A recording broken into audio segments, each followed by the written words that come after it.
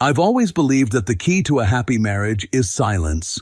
Not the romantic, we don't need words kind of silence, but the, if I tell her how much I actually make she'll buy a golden toilet kind of silence. My name is Mark, and according to my wife Chloe's Instagram, I am a tech-adjacent assistant who's lucky enough to share a bed with a PR goddess. In reality, I'm a software architect.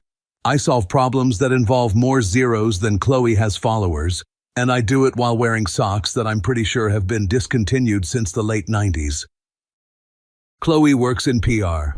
If you aren't familiar with the industry, it basically means her job is to convince people that expensive water is wetter than tap water. She's obsessed with the girl boss aesthetic. You know the type. Blazers with shoulder pads sharp enough to take out an eye, $9 lattes, and a vocabulary consisting entirely of words like synergy, manifesting, and impactful. She's so busy manifesting her best life that she's completely failed to notice who's actually paying for the manifestation. For the past 3 years, our financial dynamic has been a masterpiece of delusion. Chloe spends her entire paycheck on Gucci belts, artisanal candles that smell like ambition, and dinners with influential friends who are really just people with leased Ferraris and maxed out Amex cards. Meanwhile, I'm the ghost in the machine. I pay the mortgage, I pay the property taxes, I pay for the insurance, the utilities, and the $400 a month organic landscaping service that Chloe insists we need so the neighbors don't think we're struggling. I never corrected her. Why would I? It was like watching a kid play with a toy steering wheel in the passenger seat. As long as the car stays on the road, let her think she's driving. But lately, the steering wheel started hitting me in the face. The red flags didn't just pop up. They performed a choreographed routine with pyrotechnics. It started with Brian. Brian is her creative associate, which is PR speak for the guy who spends 4 hours choosing a font. He's a walking LinkedIn profile, all teeth, cheap cologne, and a LinkedIn banner that says, Disruptor.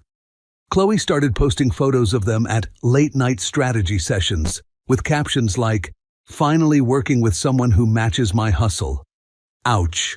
My hustle, apparently, consists of sitting in my home office, which she calls the cave, and staring at lines of code that look like Matrix vomit to her. She treats my job like a hobby, something I do to keep myself busy while she goes out and wins the bread.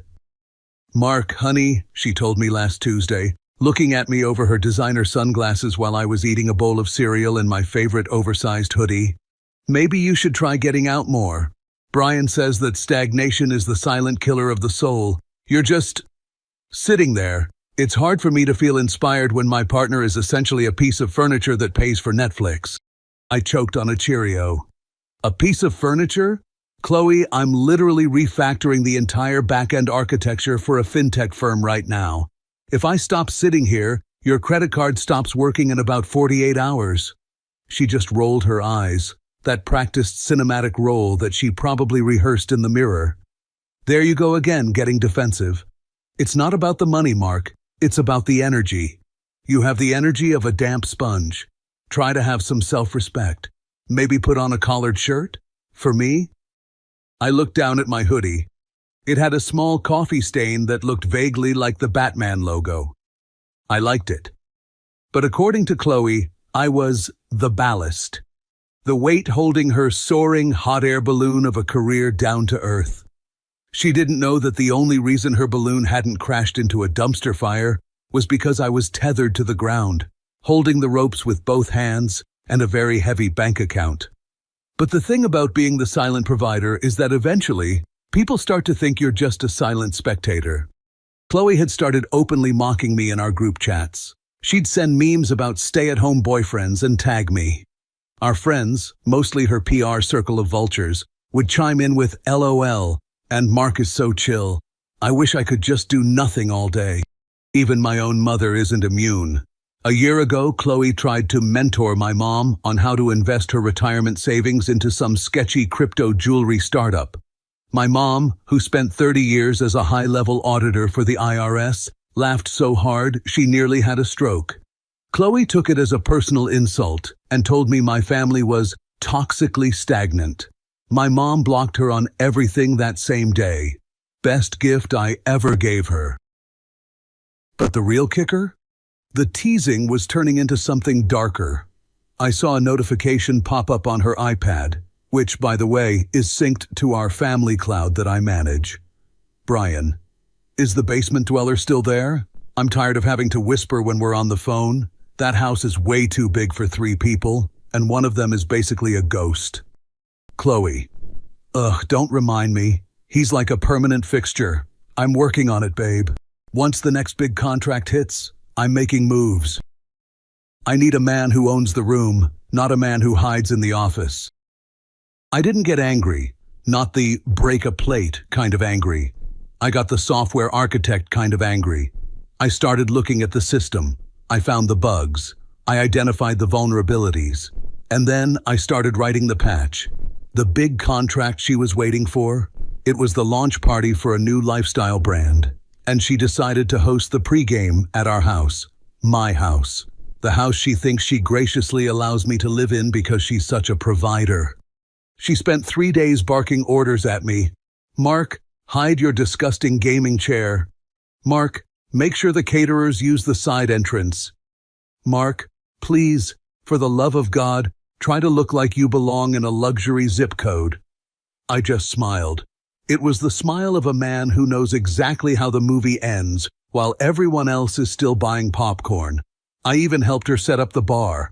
I was being supportive. I was being the supply guy.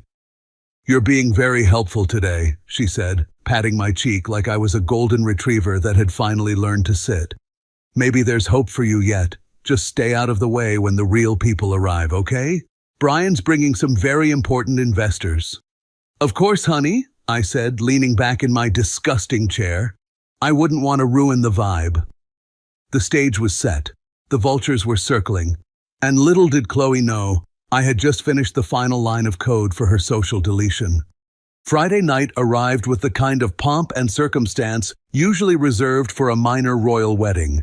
Chloe had spent the entire afternoon vibrating at a frequency that could probably shatter expensive glassware.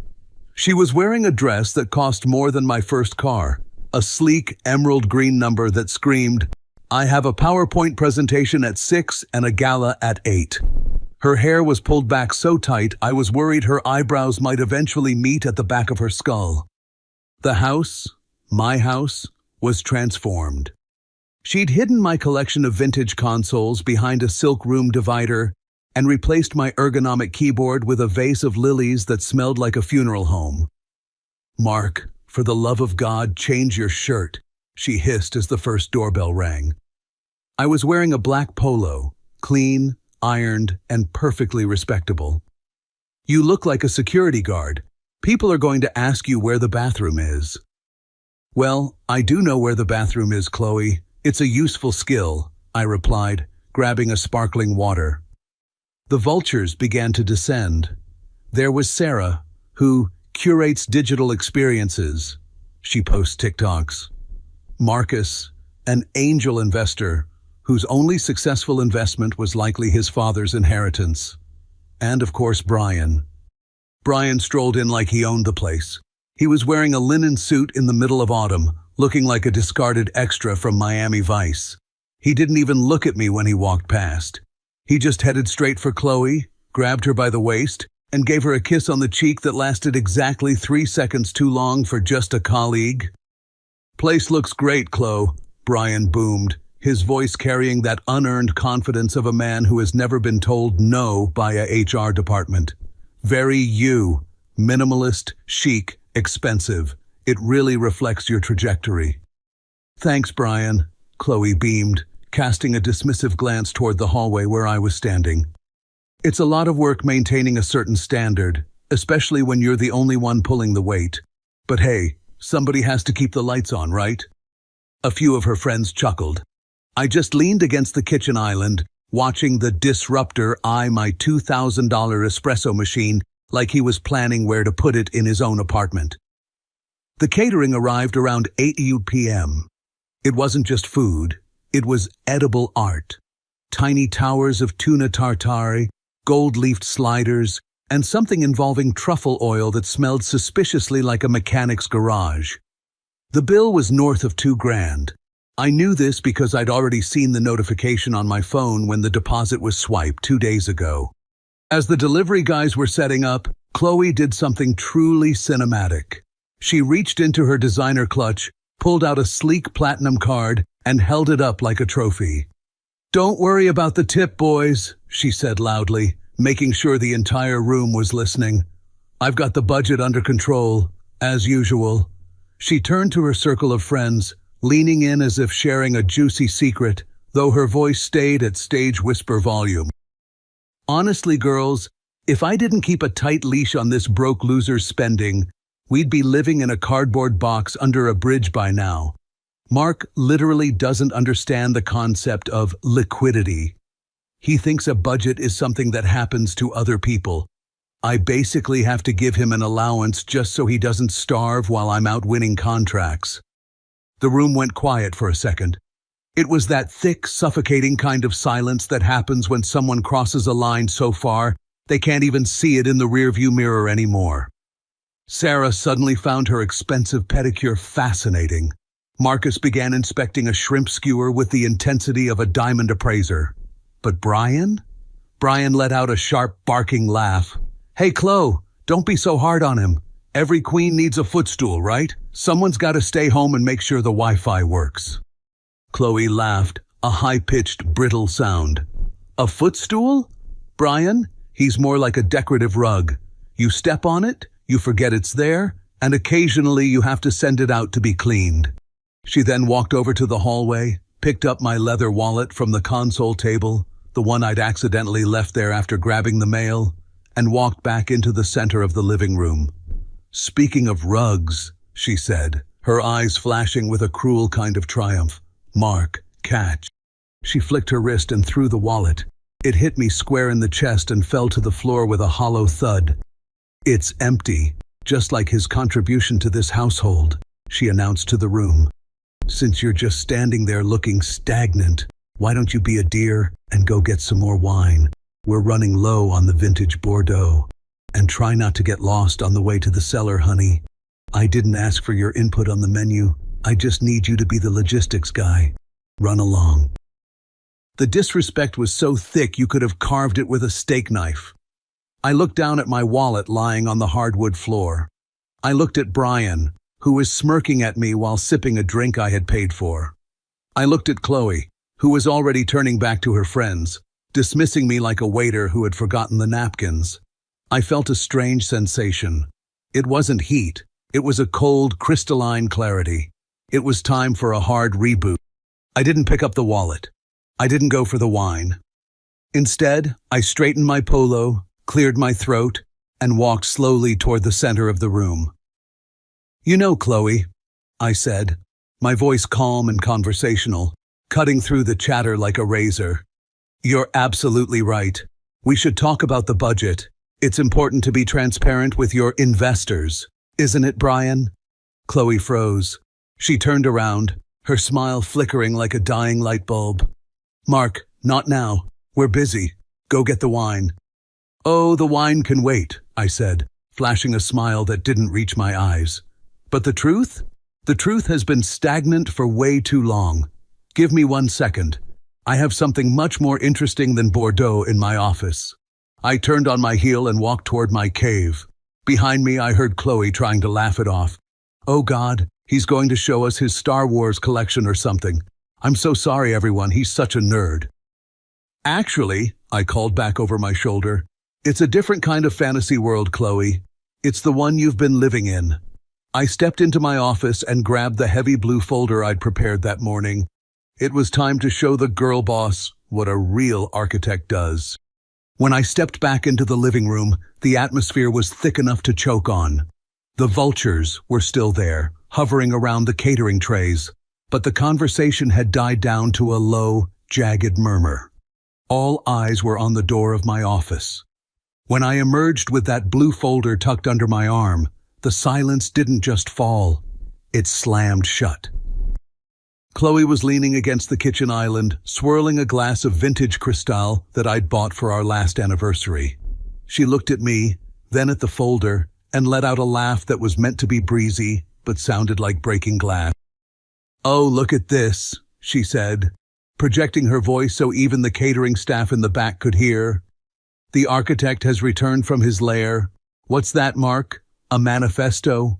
Or are you finally going to show us the blueprints for the world-changing app you've been developing for 3 years, while I've been paying the bills?" Brian, standing right next to her, leaned in and whispered something in her ear that made her smirk. He looked at me with a look of pure, unadulterated pity. "Easy, Chloe. Maybe it's a list of all the different ways he can cook ramen. You have to respect the hustle of a man who's mastered the art of doing the bare minimum." I didn't rush. I walked slowly to the island, cleared a space between a plate of half-eaten Wagyu sliders and a vase of lilies, and placed the folder down. I looked Chloe dead in the eye. "You know, Chloe," I said, my voice calm and conversational, "I've spent the last hour listening to you rewrite history. It's impressive, really. If PR doesn't work out, you have a stellar career ahead of you as a fiction novelist. But the thing about fiction is that it eventually runs into the cold, hard wall of non-fiction." "Non-fiction? Is that what we're calling your little hobby now?" Chloe stepped closer, her perfume, something expensive and aggressive, hitting me in waves. "Mark, let's be real for a second. We are in a room full of people who actually do things. Brian just closed a 6-figure branding deal. Sarah just launched a national campaign. And you? You're the guy who stays in the shadows and hopes nobody notices you're a ghost in your own home." "A ghost?" I chuckled, flipping the folder open to the first page. "That's an interesting choice of words, because a ghost doesn't have a signature, a ghost doesn't have a tax ID, and a ghost certainly doesn't have a bank account that looks like this." I slid the first document toward her. It was a certified bank statement, the kind that doesn't leave room for creative interpretation. "What is this?" she snapped, barely glancing at the columns of numbers. "More of your tech bro gibberish?" "It's a map, Chloe," I said. "Look at the highlighted rows. See that recurring transfer of $8,000 every month? That's from my private business account to our joint household fund. The one you told everyone tonight you manage so I don't starve. Now look at the outbound payments. That $2,500 for your PR strategy clothes, paid by that transfer. The $3,000 for the wellness retreat you took with Brian last month, also paid by that transfer." Chloe's hand, the one holding the glass, froze. Her eyes started darting across the page, her brain finally catching up to the data. This is just one account," she stammered, her voice losing its edge. "I have my own income. I'm a partner at the firm." "A partner?" I raised an eyebrow. "Chloe, I've seen your income. Your salary barely covers the interest on your 3 secret credit cards. Speaking of which," I flipped to the next page. "I took the liberty of paying off the $42,000 balance on your Amex last week. Not because I'm nice, but because I didn't want the bank's collection calls interrupting my stagnant workday. So, when you tell our friends that you subsidize me, do you mean you subsidize my patience? Because that's the only thing you've ever contributed to this household." The silence in the room was now so absolute, you could hear the hum of the wine fridge. Brian's smirk had vanished, replaced by a look of profound confusion. He looked at the paper, then at Chloe. "Chloe? What is he talking about? You said the house was part of your equity package from the early days." I almost felt sorry for him. Almost. "Oh, Brian," I said, turning to him. "You really should do better due diligence before you try to disrupt someone's marriage. Equity package? That's adorable." I pulled out the title deed. The heavy, embossed paper felt like a weapon in my hand. I didn't slide it this time. I held it up like a trophy. "This is the deed to this house, Brian. It's held by the Sterling Family Trust. It was established years before Chloe and I even met. I am the sole trustee. I am the sole beneficiary. Chloe isn't a partner. She's not an owner. She's not even a tenant. She's a guest who's been living in a 5-star resort for 3 years and forgot to check the bill at the end of the stay." "Mark, shut up!" Chloe finally found her voice, but it was shrill, desperate. "You're lying. You're making this up to humiliate me. We're married. Half of everything is mine. Not according to the prenuptial agreement you signed in my office 3 years ago," I said, pulling the final document from the folder. Section 4. All assets previously held in trust remain separate property. And Section 9, my personal favorite. Any attempt to defraud the estate or evidence of infidelity results in the immediate termination of the right of residency. I stepped back, looking at the room of people who had been laughing at me just 20 minutes ago. Since we're all about transparency tonight, why don't we see what the girl boss and the disruptor have been planning for my house? I tapped my phone screen. The 75-inch TV behind the bar, which I'd conveniently synced to my phone earlier, flickered to life. A massive screenshot of a text thread filled the screen. "Chloe, the basement dweller is finally asleep. I can't wait until we move his stuff to the garage and turn that room into your office, Brian. You look so much better in that space than he ever did. Brian, soon, babe. Once the divorce is finalized, we'll sell his vintage junk and get a real designer in there. I've already contacted an architect, a real one." The gasps from the guests were audible. Sarah, Chloe's bestie, actually took a physical step away from her, her face a mask of disgust. "A real architect," I mused, looking at the screen. "That's a nice touch, Brian. I hope he's cheaper than I am, because you're going to need the money. Chloe, your card, the one you used to pay for this edible art tonight, it's been declined. I locked the account 5 minutes ago. The catering manager is currently in the kitchen wondering why his payment didn't go through. I suggest you go back there and explain your liquidity to him." "Mark, please." Chloe was shaking now, tears welling up in her eyes. "It was just talk. We were dreaming. You can't do this." "I'm not doing anything, Chloe. I'm just executing the code," I said, my voice turning into ice. "I've already revoked your access to the smart home system. Your phone is no longer on the Wi-Fi. Your car, the one registered to my company, the remote starter is disabled and the GPS is tracked. You have 30 minutes to pack a bag." "Just one. Brian, since you're so eager to disrupt things, you can help her carry it out to your car. I assume you have space in your minimalist apartment? Or is that a lie too?" I turned on my heel, heading for my office door. "Mark, you can't leave me like this. What am I supposed to tell people?" she screamed after me. I stopped at the door, hand on the handle. I looked back over my shoulder and gave her the smallest, coldest smile she'd ever seen. "Tell them whatever you want, Chloe. You're the PR expert. Spin it. But do it from the sidewalk. You have 28 minutes before I call the police for trespassing. And trust me, my security cameras are recording everything. I'd hate for your professional network to see the footage of you being escorted out in handcuffs." I walked into my office and closed the door. The sound of the lock clicking was the most beautiful thing I'd heard in years. I stayed in my chair. There was no reason to go downstairs and breathe the same air as the people who had just spent 2 hours laughing at my expense. I watched the security feed instead. It was like a silent movie of a social apocalypse. Brian was the first to bolt. He didn't even look at Chloe as he grabbed his linen blazer and practically vanished through the front door. The rest of the vultures followed in a blur of silk and panic, leaving the front door wide open. Chloe stood alone in the center of the living room, her expensive champagne glass still in her hand, looking at the flickering TV screen where her betrayal was still frozen in high definition. Then, the silence was broken by the heavy, rhythmic thud of her heels on the stairs. She didn't knock. She threw the door to my office open so hard it hit the wall. "What the hell is wrong with you?" she screamed, her voice cracking into a jagged, ugly sound. She wasn't the PR goddess anymore. She was a woman whose foundation had just turned into quicksand. "You humiliated me. You aired our private business like it was some sick PowerPoint presentation. Brian is gone, Mark. My friends are gone. Do you have any idea what you've done to my reputation?" I didn't turn my chair around immediately. I looked at her with the same detached curiosity I'd use to examine a legacy bug in an old program. Your reputation?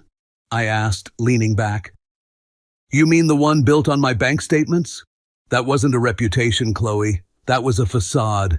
And facades require maintenance. I'm just retiring as the contractor. You can't do this. She marched up to my desk, slamming her glass down so hard some of the vintage crystal splashed onto my keyboard. I am your wife. We are a team. So what if I talked a little trash? So what if Brian and I got close? I was lonely, Mark. You're always in here, in this cave being stagnant. I needed someone who actually lives life. And yet, I said, pointing to the monitor, the moment the stagnant guy stopped paying the bills, your life-living partner vanished faster than a 404 error. Did Brian mention where you'll be sleeping tonight? Because I checked the logs, he's already blocked your MAC address from his personal hotspot. Mark, stop it with the tech talk. She was trembling now, her hands shaking as she reached for the blue folder I'd left on the desk.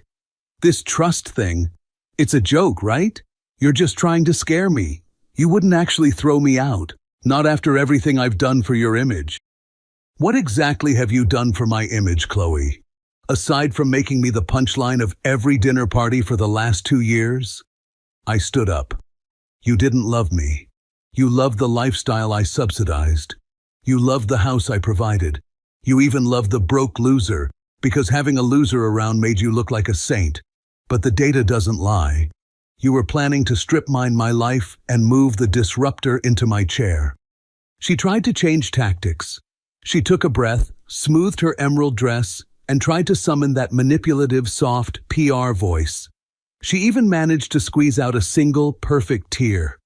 Mark, honey, I was confused. Brian was in my head. He told me I deserved more, and I listened. But I see now. I see how much you've done. Let's send everyone an email. We'll say it was a prank, a performance art piece. We can fix this. Just turn the Wi-Fi back on. Let's go to bed and talk about this like adults. The adult conversation happened when I signed the prenup, Chloe, I said, reaching for a small suitcase I'd kept in the corner of my office. The one she'd brought into the marriage before I replaced everything she owned with designer labels. I set it on the desk. The Wi-Fi stays off. The accounts stay locked. And the locks on the front door will cycle to a new code the moment you step outside. You're serious, she whispered, the last of her makeup-smeared mask falling away. You're actually kicking me out. Right now? You called me a supply guy, remember? I replied, checking my watch. A supply guy always has a solution. I've already called an Uber for you. It's a basic Toyota Camry, not a black car, not a limo. Just a standard ride for a standard person. It'll be here in 15 minutes. I suggest you start throwing things into that suitcase. She stared at me, her mouth hanging open. A Camry? Mark, my friends. People will see. There are no friends left, Chloe. Look around. They didn't even finish the sliders. They left the second they realized you weren't the one holding the checkbook. That's the problem with building a circle based on synergy. The moment the energy stops flowing, they disappear. She let out a sob, a real one this time, not the practiced cinematic one she used for Instagram stories. Why? She asked, her voice muffled as she dug through the closet. Why tonight? Why like this? Because you threw a wallet at my face, Chloe, I said quietly. You could have cheated, you could have lied about the money, and I might have just handled it through lawyers quietly. But you decided to humiliate me in my own home, in front of the people I feed. You tried to take away my dignity to boost your image. That's a bug in the system that I can't patch. I have to delete the whole program. I hate you, she hissed, her face contorting into something unrecognizable. You think you're so smart? You're just a lonely, pathetic little man who has to buy people's love because you have no soul. Maybe, I said, turning back to my monitors. But I'm a lonely, pathetic man who owns the building you're currently trespassing in. You have 12 minutes, Chloe. After that, the security system automatically triggers a vacant property alarm to the local precinct. I'd hate for your first night as a single mogul to be spent in a holding cell. She grabbed the empty suitcase, screaming a word I won't repeat, and stomped out of the office. I heard her slamming drawers in the bedroom, the sound of hangers being ripped off the rack, and the frantic, heavy breathing of someone who had finally realized the supply was gone. 10 minutes later, the front door slammed. I didn't go to the window. I didn't need to. I watched the Camry pull away on the driveway cam. It's been exactly 6 months since the great PR collapse, and I've spent most of that time enjoying the kind of silence you can only buy with a solid prenuptial agreement and a very expensive security system. People sometimes ask if it's hard to move on after a 3-year marriage ends in a 30-minute eviction. My answer? 3 years isn't a lifetime. It's just a long-running beta test that failed. I've had code refactoring projects that took longer and felt more emotionally draining than cutting Chloe out of my life. Chloe's attempt to sue me was the most entertaining piece of fiction I've read in a decade. Her lawyer, a guy who clearly specialized in personal injury and had a tan that looked like it was applied with a spray paint gun, tried to argue intentional infliction of emotional distress. They sat across from me in a glass-walled conference room. Chloe was wearing a Zara blazer, trying to look like the boss girl she used to be, but her hands were shaking so hard she couldn't even pick up her latte. My client contributed 3 years of her life to the Mark brand, her lawyer drawled, leaning back. She deserves a lifestyle settlement. The house, the trust, the liquid assets. We're looking at a 50-50 split, Mark. Or we go to court and show the world how you bullied a successful woman. I didn't even look at him. I just slid a tablet across the table. On that screen, I said, my voice as flat as a dial tone, you'll find the metadata for every single one of Chloe's credit card transactions over the last 36 months. You'll also find the geotags for her business trips with Brian, which, coincidentally, match the GPS data from the car I own. And then there's the final file, the 4K footage of the night Chloe threw a leather object at my face in front of 12 witnesses. I leaned in, watching the lawyer's tan turn a sickly shade of gray as he scrolled. In this state, Chloe, emotional distress is hard to prove when you're on camera committing battery and planning financial fraud. My offer?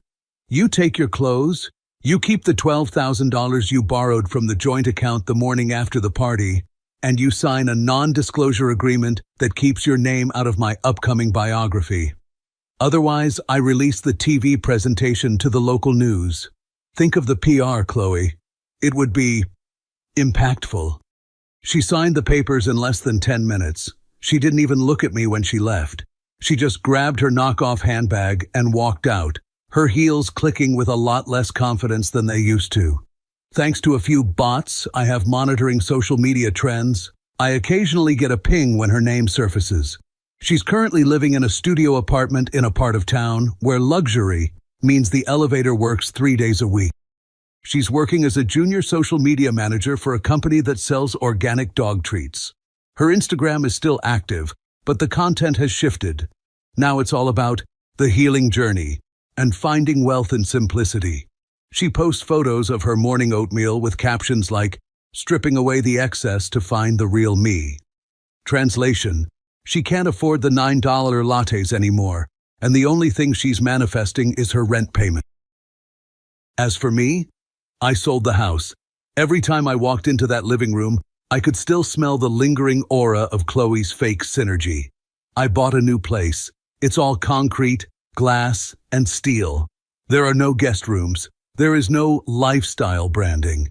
It's just me, my servers, and a view of the ocean that doesn't require a filter to look beautiful. I'm currently dating a woman who's a senior cybersecurity analyst. Our first date was 4 hours of us arguing over the best way to encrypt a private database. She wears hoodies, she pays for her own coffee, and she thinks girl boss is a derogatory term for someone who doesn't understand back-end logic. Last night, I found an old wallet in a moving box. It was the one Chloe threw at me. It was empty, just like it was that night. I looked at it for a second, remembered the broke loser comment, And then I did the only logical thing. I tossed it into the fireplace. It burned with a bright, clean flame. If you felt this story hit hard, drop a like, subscribe for more, and share your thoughts in the comments. Your support keeps Steelheart beating.